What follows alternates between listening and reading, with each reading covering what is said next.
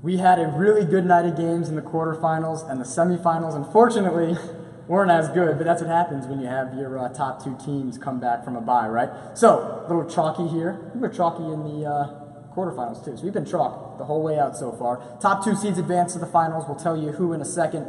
This is the semifinal post-game show presented by CrossNet Game. Link below this video, 20% off, code LEGACY. I was going to do trivia, but there's no trivia about the Halfway Crooks today. I don't think that we deserve to be mentioned on the post-game. We'll save that game for after. Click the link below the video. It's holiday time, 20% off, CrossNet Game. Buy it now, gift it, and play it in the summer. It's great. It's a good idea. You got to be ahead of the curve on these sort of things. You can play in the winter. You can play in the winter. In the snow cross that. I like it. I'm not even paying him for that. And spot on analysis.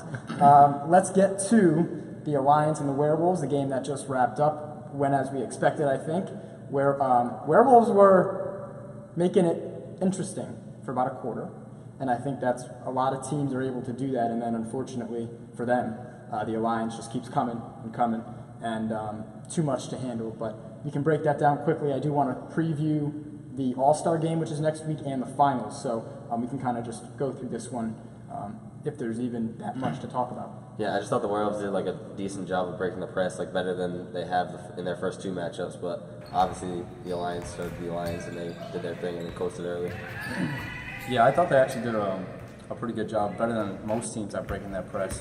But they're able to recover so quickly and play defense so physically that even if there's one guy back, it's not really like a mismatch or anything. Especially like with Darius under the rim. Yeah, if you got Darius back there, if it's a 2-on-1, it's not really a 2-on-1 because he's like the size of two of them anyway. So. Yeah, I think they just kind of dominated them tonight.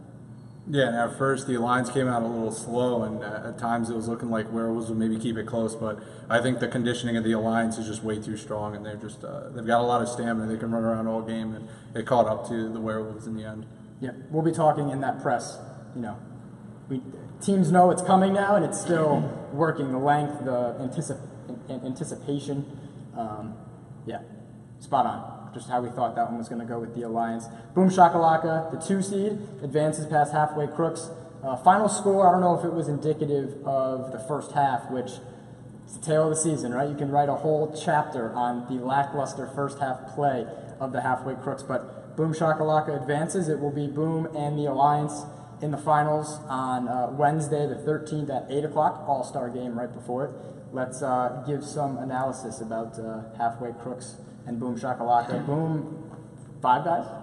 Then we had 5, right? Yeah. So I think both teams we had 6. So a little short-handed on both sides, but what did Boom Shakalaka do to advance? I thought you summed it up well. It was kind of just slow starts again for the Crooks, and with shooters like Boom Shakalaka, you can't afford to get down early because they can shoot for the majority of the game.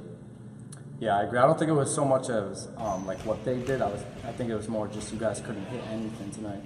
Every time you guys had a wide open shot, like you guys did a good job moving the ball, playing good defense, making them work, but you guys just didn't have it on offense tonight. And I'd just say 16 points in the first half. You're not going to win from that. So I think that's really all I've got to say.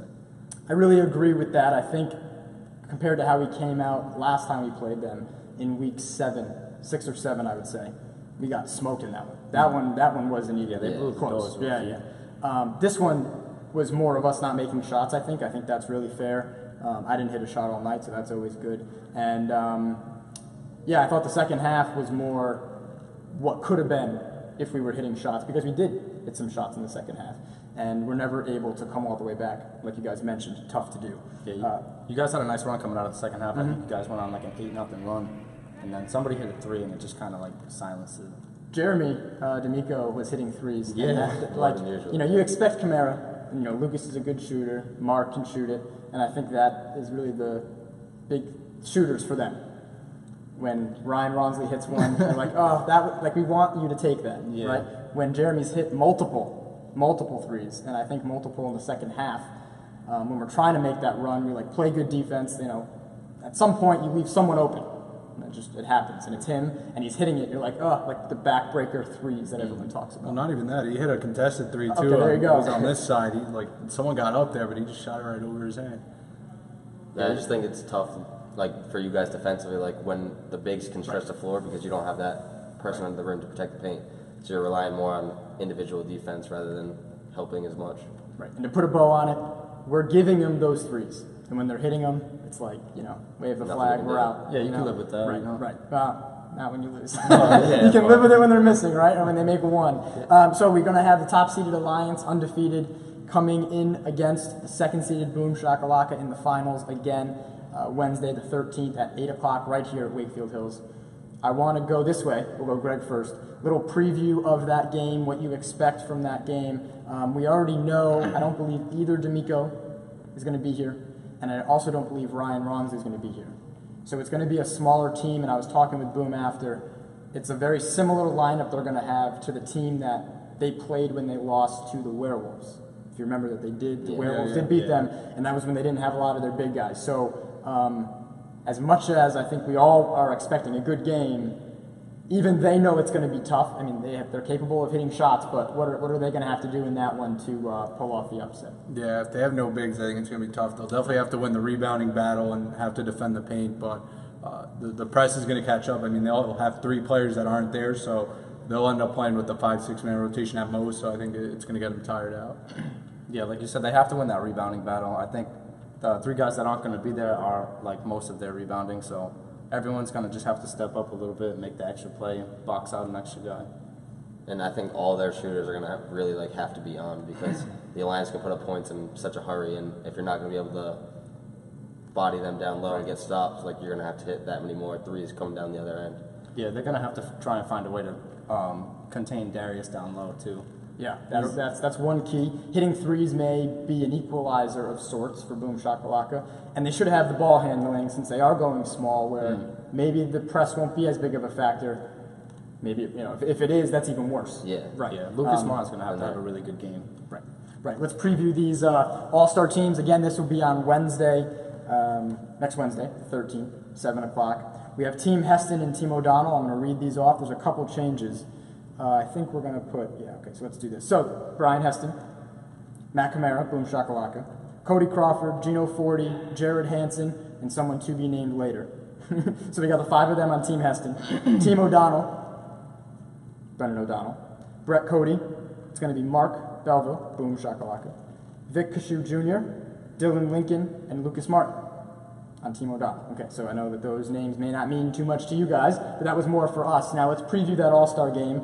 You can make a little pick, Team Heston, Team O'Donnell, who you like. Heston is more of the guard-oriented with, I think Heston maybe is their biggest player, depending on who we add to them. And O'Donnell has Brett Cody, who is similar to Heston, and then Vic, who plays big, Dylan, who plays bigger, and O'Donnell's a guard, obviously. But break down that game and what you're expecting in the All-Star game. I think it'll be a shootout. Obviously, they're both going to get up and down, run the floor, shoot some threes. But I think Team O'Donnell has a lot of size and versatility, so they'll be tough to match up with for 4 quarters. I'm going to go the opposite way. I think Team Heston is going to have a little bit of an advantage, because in an All-Star game, you don't really need so much size. You don't really need so much defensive presence. It's more about just shooting and highlights and things like that. Plus, they still have an unknown player. Right. So that could be their X factor. It won't be me. Spoiler. It won't be me, I promise. So they might have a shot to win. They might have a shot. Yeah, good one. Go ahead. That was a low play. There goes my pay for the week. It hurts. It hurts right here, Mike. I'd say O'Donnell. They have a well-rounded team, as Tyler mentioned, with Brett Cody, Vic, and O'Donnell. Those are 3 really good players, and obviously the other players mentioned. I think if Heston had Matroni, I think it'd be a lot closer, but I think I give the slight edge to O'Donnell for now. Yeah, now I'm going to try to read this from far away. So we know some of the players that are in the finals may not be trying as much, but that's fine. So Brett Cody, Brian Heston can score it with the best of them, and they may be trying more than others. And O'Donnell, too. O'Donnell as well. Dylan Lincoln has, if he could find his shot in this kind of game with his size, that'll be big. And Gino gets hot. Jared. There's people that are going to be trying more than others, so it'll be interesting who's on, who's not, and it's definitely a different game.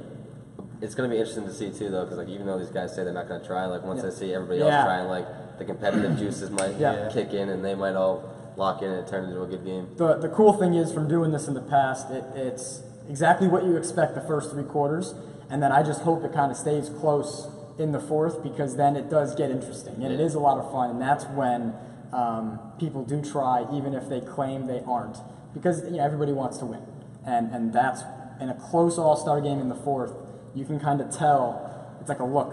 and everyone's like, all right, here we go. And that's the key to this whole thing. So signups for our winter season will be Wednesdays over in Johnston. Those are a week from today. Those are on the 13th of December. So get in touch with the league on Facebook, on Instagram. Contact us about signing up. And and then we'll be here for the finals next Wednesday, 8 o'clock, All-Star game at 7. So that'll do it for the semifinal post-game show. Any last thoughts? Presented by CrossNet. I know I said that. Link below the video. Click it. For the guys, I'm Joey. We'll see you next week for the finals. That's it for the Fall 17 season.